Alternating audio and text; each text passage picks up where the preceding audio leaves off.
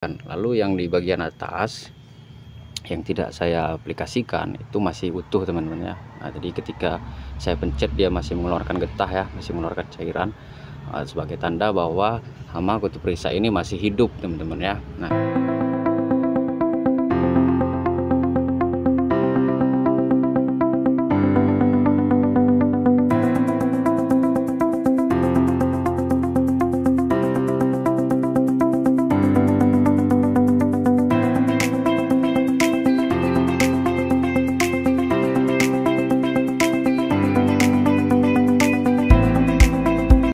assalamualaikum sahabat tani, berjumpa lagi di video kita kali ini. Kita mau berbagi cerita ya tentang salah satu hama pengganggu tanaman ya, khususnya pada tanaman anggur teman-teman.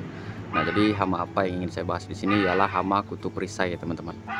Nah, jadi teman-teman di video ini nanti akan kita bahas ya tentang bagaimana sih cara hama kutu perisai ini menyerang tanaman kita, lalu dampak apa yang ditimbulkan ya ketika tanaman kita itu terserang oleh hama kutu perisai, dan bagaimana cara kita mengendalikan atau membasmi yang namanya hama kutu perisai ini tadi teman-teman. Nah, jadi teman-teman, bagaimana sih hama kutu perisai itu? Nah, sebenarnya kutu perisai ini sudah diwakilkan ya oleh namanya sendiri teman-teman. Nah, jadi kutu perisai ini namanya dia sudah kutu ya, jadi dia berupa hewan berupa hewan kutu-kutuan ya, yang kecil tentunya. Lalu perisai. Nah, kenapa dia dibilang perisai? Karena memang hama ini tadi ketika dia menyerang tanaman kita itu di bagian luar daripada hama ini tadi ada bentuk berupa perisai atau lapisan ya pada hewan ini tadi di bagian luarnya. Nah, itu salah satu penyebab bahwa kenapa hama ini tadi kadang itu cukup sulit untuk kita kendalikan teman-teman ya. Nah, teman-teman, kadang memang hama kutu perisai ini ya, kalau tidak kita perhatikan dengan seksama, terkadang itu memang kita tidak menyadari ya bahwa tanaman kita itu ternyata sedang terserang oleh hama kutu perisai ini. Karena apa? Karena memang yang pertama itu bentuknya yang kecil teman-teman ya, bentuknya yang kecil, lalu kutu perisai ini sendiri dia itu menempel teman-teman ya, menempel pada bagian tanaman kita itu dia di sela-sela ya, di sela-sela kulit mati, lalu di lekukan-lekukan batang tanaman teman-teman ya. Itu kadang sulit untuk terlihat. Nah, selain daripada itu juga ketika hama kutu perisai ini menempel di batang tanaman anggur kita ini, dia cenderung memiliki warna yang sama teman-teman ya, seperti batang anggur kita, sehingga dia terkadang itu sulit untuk kita lihat, apalagi kalau memang jumlah daripada kutu perisai ini tadi masih sedikit. Nah, jadi kita tidak tahu kadang di balik-balik pengikat seperti ini itu ternyata ada kutu perisainya kalau tidak kita perhatikan teman-teman ya. Nah, sehingga kadang memang ketika kutu perisai itu jumlahnya sudah banyak menyerang tanaman kita, baru kita menyadari bahwa tanaman kita ini sudah diserang oleh hama kutu perisai teman-teman. Nah, selanjutnya bagaimana sih cara hama kutu perisai ini tadi menyerang tanaman kita teman-teman ya. Nah, jadi hama kutu perisai ini tadi akan menempel teman-teman ya pada bagian tanaman kita. Jadi menempel bisa di batang, di ranting, ataupun di daun teman-teman ya. Lalu dia akan menyuntikkan alat hisap ya, kalau nggak salah ingat saya itu namanya stilet teman-teman. Nah, stilet ini tadi akan menjadi alat hisap bagi kutu perisai ini teman-teman. Nah, apa yang dia hisap? Dia akan menghisap cairan ya yang ada pada tanaman kita teman-teman. Nah, jadi cairan itu sendiri saya kurang paham apakah itu berupa getah ataupun nutrisi ataupun protein, saya kurang paham. Yang pasti ketika dia sudah menempel, dia akan menyuntikkan stilet, alat bantu hisap, lalu dia akan menghisap cairan dari tanaman anggur kita ini tadi teman-teman ya. Nah, jadi seperti itulah hama kutu perisai ini tadi menyerang tanaman kita teman-teman. Nah, lalu dampak apa yang ditimbulkan pada tanaman kita ketika dia sudah terserang oleh hama kutu perisai teman-teman? Nah, jadi dampaknya yang pertama ialah, dan biasanya itu akan menghambat pertumbuhan teman-teman ya. Secara umum dia akan menghambat pertumbuhan tanaman kita teman-teman. Nah, lalu ada sumber yang saya baca juga itu mengatakan bahwa serangan hama kutu perisai ini bisa mengurangi kadar Brix ya, atau kadar sukrosa pada tanaman kita. dan mengurangi kualitas daripada tanaman kita.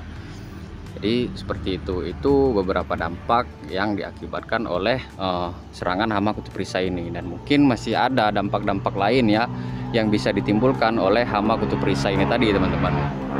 Tapi itu saya kurang paham. Nah jadi teman-teman, dampak-dampak ini tadi pun teman-teman ya, itu mungkin akan timbul ketika serangan hama ini sudah banyak teman-teman ya, dalam jumlah yang sudah besar, dalam jumlah tertentu seperti itu. Jadi kalau kita ambil contoh suatu pohon, kalau satu pohon yang besar lalu diserang oleh hama kutub risa ini hanya beberapa ekor, mungkin dampaknya tidak timbul. Tapi ketika sebagian besar pohon tanaman kita ini tadi sudah terserang oleh hama kutub risa ini tadi, mungkin dampak-dampak ini tadi akan ditimbulkan teman-teman ya, akan timbul di tanaman kita seperti itu. Jadi jumlahnya mungkin akan mempengaruhi ya timbulnya dampak-dampak ini tadi teman-teman. Nah lalu bagaimana sih cara kita mengendalikan atau membasmi yang namanya hama kutub risa ini tadi teman-teman?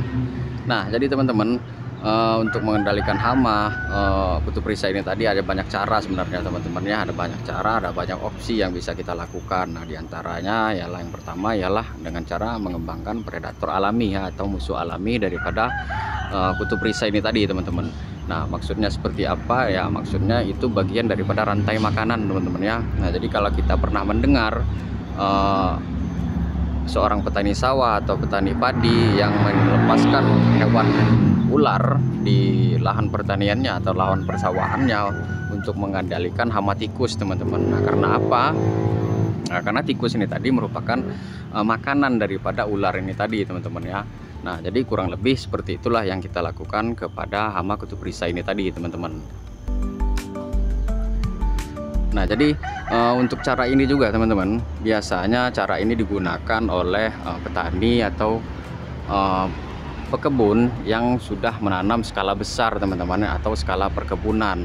Nah jadi ketika dia menanam sebuah tanaman dengan jumlah ribuan pohon mungkin ya, dalam jumlah yang besar, mereka akan cenderung memilih cara seperti ini teman-teman. Karena apa ya? Karena cara seperti ini tentu akan memiliki waktu yang lebih singkat, lalu akan mengeluarkan kos yang lebih murah teman-teman, lebih kecil teman-teman ya.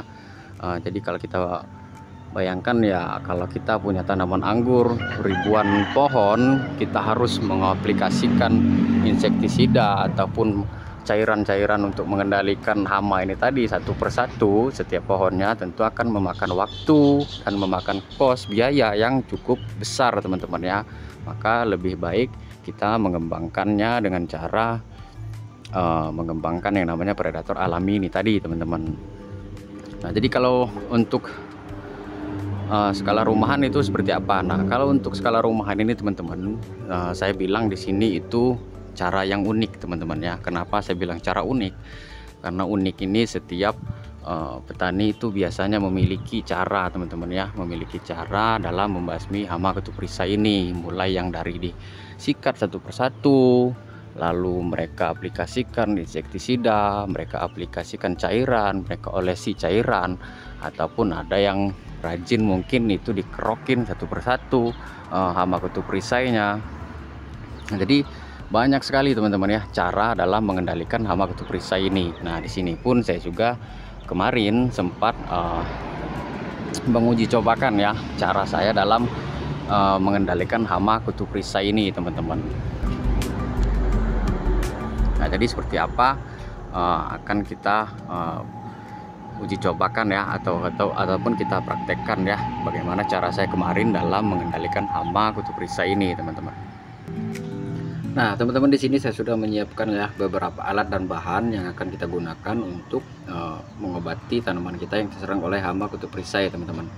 Nah yang pertama di sini saya sudah menyiapkan alat takar teman-teman ya, dengan ukuran mililiter ya, lalu sikat ya, atau kuas juga boleh, ataupun gabus juga boleh. Fungsinya untuk memoleskan campuran ini nanti ke tanaman kita teman-teman.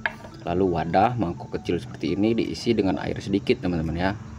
Nah, jadi akhirnya nanti untuk melunakkan atau mencairkan ya alat-alat ini tadi, bahan-bahan ini tadi teman-teman ya, pada tanaman. Nah, jadi kita bentuk ini cairan kental nanti teman-teman ya, ataupun berupa pasta juga boleh dia membentuk pasta atau membentuk cairan kental juga boleh. Nah, di sini saya sudah menyiapkan abasel teman-teman ya. Nah, basel ini bahan aktifnya abamectin ya teman-teman. Kalau sering menanam anggur mungkin sudah memiliki ya koleksi ini yang namanya abasel ini teman-teman ya.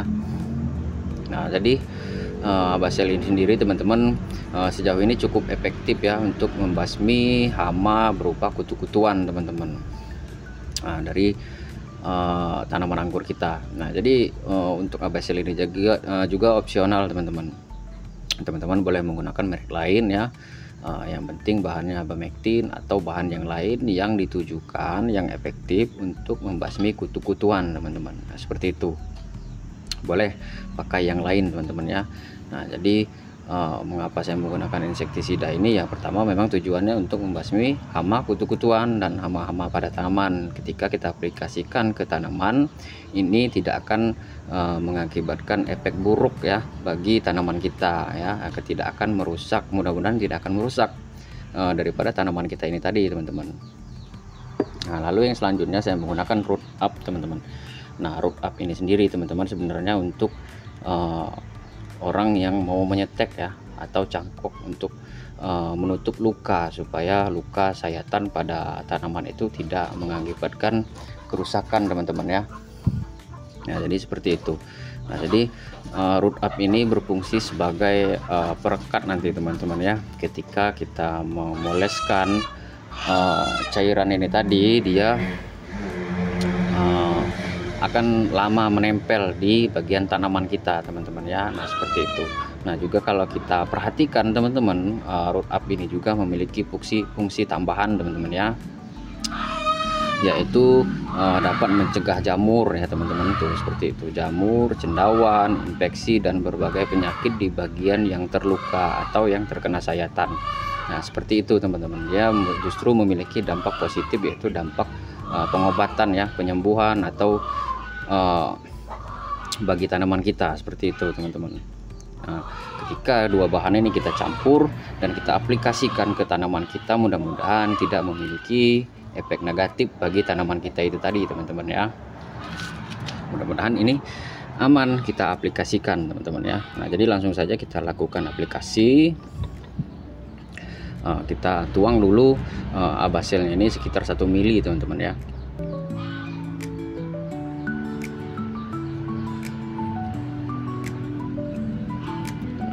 Ini sekitar 1 mili teman-teman ya, karena dia takarannya seperti ini. Nah, boleh teman-teman mau lebih kental lagi pekatannya juga boleh, kalau tidak takut boros ya. Kalau takut boros ya sedikit saja, kalau saya menggunakan 1 mili saja teman-teman.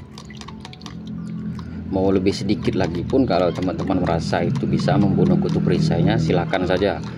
Kalau saya menggunakan 1 mili ini teman-teman ya. Lalu setelah dia tercampur seperti ini, kita bisa tuangkan root up ini tadi teman-teman ya. Nah, root up ini tadi sebenarnya jumlahnya bisa channel saja. Kalau teman-teman mau masih agak encer, dia sedikit saja teman-teman ya. Tapi kalau mau dia berbentuk pasta, lebih menempel lagi, dibanyakin juga boleh ya teman-teman. Nah, seperti itu. Nah, ini kita aduk teman-teman ya.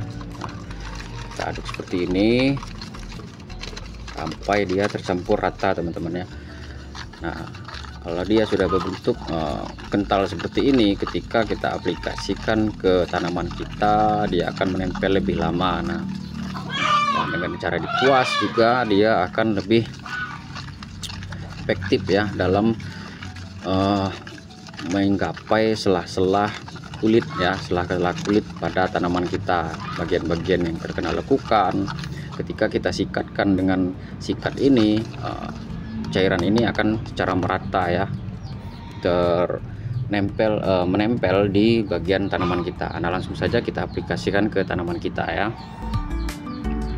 Nah, teman-teman, di sini kita sudah ada salah satu tanaman saya yang masih kecil batangnya, dan ini kemarin terserang oleh hama kutu perisai teman-teman. Nah, ada beberapa minggu yang lalu tanaman ini sudah saya uji cobakan dengan aplikasi cairan seperti ini teman-teman. Nah itu saya aplikasikan di bagian bawah ya, jadi dari sini sampai ke bawah sini teman-teman. Nah itu saya aplikasikan cairan seperti ini. Lalu di bagian atasnya juga terserang oleh hama kutu perisai seperti ini teman-teman ya. Nah, juga terserang oleh hama kutu perisai, tapi tidak saya olesi teman-teman ya. Nah ini kemarin posisinya dia ditutupi pengikat seperti ini teman-teman ya. Nah jadi dia pengikat seperti ini. Setelah saya buka pengikatnya, ternyata di baliknya itu banyak sekali kutu perisai teman-teman.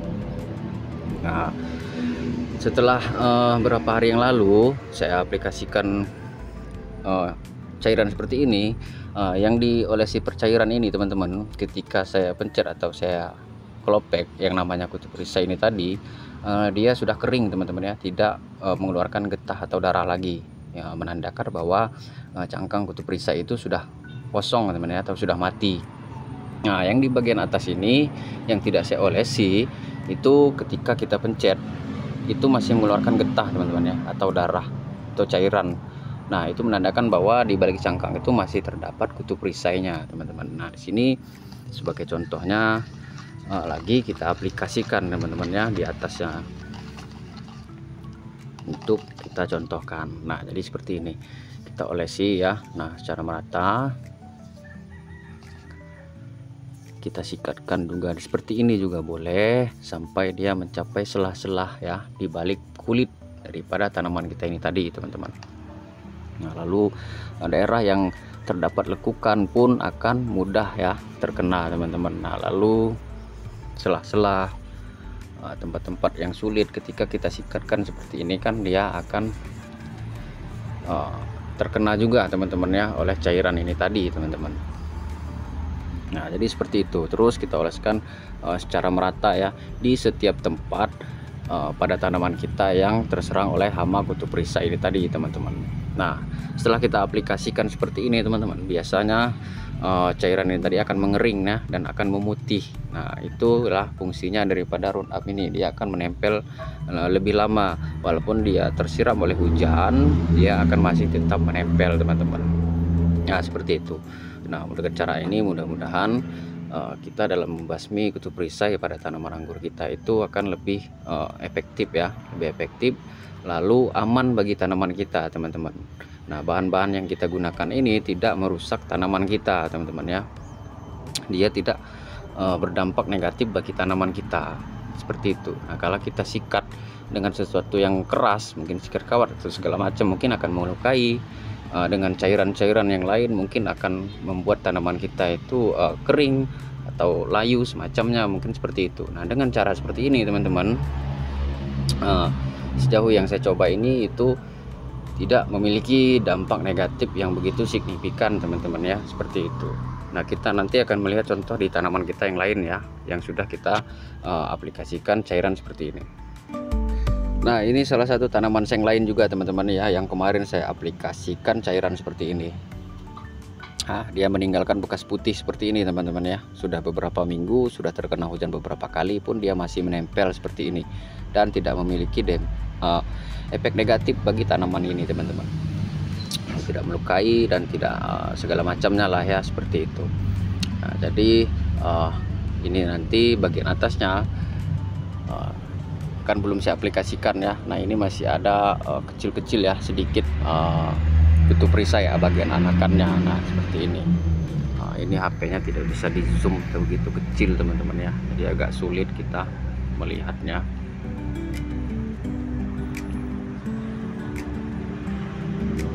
Seperti itu. Nah ini teman-teman ya, nih ini salah satu contoh kutu perisainya. Nah ini akan kita olesi teman-teman ya.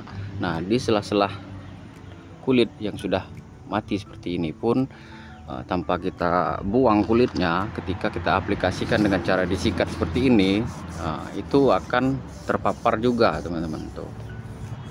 Nah seperti ini ya. Nah dia akan juga masuk ya, cairannya masuk ke sela-sela tanaman kita. Nah seperti itu, terus diaplikasikan sampai merata ya. di bagian tanaman kita yang kemungkinan terserang oleh hama kutub risai ini, teman-teman. Nah, seperti itu juga bisa tuh. Nah, disingkatkan berkali-kali juga boleh supaya lebih efektif ya. Nah, mau cepet, mau lambat, silakan. Nah, mudah-mudahan tidak merusak tanaman kita, teman-teman ya. Dan kutub risainya mati. Nah, seperti itu. Nah, aplikasi cairan dan cara saya dalam membasmi atau mengendalikan hama kutub risai, teman-teman. Nah, ini juga ada satu pohonnya lagi ya, yang kemarin saya aplikasikan ya. Hama kutub risai, meskipun ini kemarin tidak banyak, tapi ada sedikit di bagian bawah sini, teman-teman. Nah, itu saya aplikasikan juga sampai di atas ini ya, supaya berguna pencegahan, teman-teman. Karena beberapa pohon ini kemarin kan kita lakukan pemangkasan, teman-teman ya. Nah, jadi seperti itu. Lalu ini juga tadi ada kemarin beberapa waktu yang lalu, saya tidak tahu apakah ini efek daripada obat ini atau bukan. Tapi di bagian bawah ini, teman-teman, di bagian bawah ini semuanya itu menimbulkan tunas baru, teman-teman. Ini baru saya buangi ya. Nah, ini bekas-bekasnya, teman-teman. Nah, dia banyak sekali tumbuh tunas-tunas kecil, tunas-tunas baru, teman-teman, di bagian bawah ini. Saya tidak tahu itu apakah memang siklusnya seperti itu tanamannya, atau memang karena efek ini tadi, karena ini kemarin kan ada cairan root up-nya, teman-teman ya. Tidak tahu. Nah, lalu timbul akar seperti ini, teman-teman. Saya tidak tahu ini apakah efek dari seperti ini atau bukan, saya kurang paham ya pastinya. Tapi sejauh ini yang saya perhatikan kemungkinannya ya seperti itu saja, tidak mengakibatkan luka ataupun layu ataupun kering pada batang anggur kita ini, teman-teman. Nah, jadi seperti itu. Nah, seperti itu dulu, teman-teman, cara kita mengendalikan hama kutub risai, teman-teman ya. Kalau teman-teman ada cara lain yang lebih efektif, lebih murah, lebih mudah, boleh dibagikan di kolom komentar ya, supaya jadi referensi saya dalam melakukan pengendalian terhadap hama kutub risai. Ataupun teman-teman yang ingin bertanya, boleh ditanyakan di kolom komentar. Kita berbagi cerita, teman-teman punya cerita, saya juga punya cerita ya. Jadi salam pertanian, salam kuku hitam.